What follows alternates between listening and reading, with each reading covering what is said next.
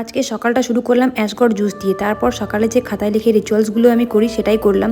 এই প্রচণ্ড রোদে কিন্তু বেরোতে হয়েছিল বাড়ি থেকে, কারণ আমার বাড়িতে অনেকগুলো বিড়াল আছে, তো বিড়ালগুলোর খাবার শেষ হয়ে গেছিলো, তো সেই জন্যই বেরোতে হয়েছিল। ফেরার পথে মনে হচ্ছিল কত জলদি বাড়ি ফিরতে পারবো, এত রোদের তেজ ছিল।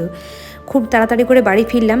তারপর বাড়ি ফিরে এসে দেখি টক দই রয়েছে, তো সেটারই একটা ঘোল বানানোর চেষ্টা করলাম। ঘোলটা এত সুন্দর খেতে হয়েছিল, তোমাদের বলে আমি বোঝাতে পারবো না। এটা পাতিলেবু, গন্ধরাজ লেবু দিয়ে বানিয়েছিলাম। কারো রেসিপিটা লাগলে আমাকে অবশ্যই বলো, আমি তোমাদের সাথে নিশ্চয়ই শেয়ার করব।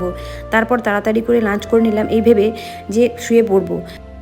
তো সিদ্ধান্ত নিলাম যে ঘুমোবো না, ঘুমোলে চলবে না, তাই একটা বই নিয়ে বসলাম। ভাবলাম এই বইটা পুরো বিকেল পড়ে শেষ করে দেবো।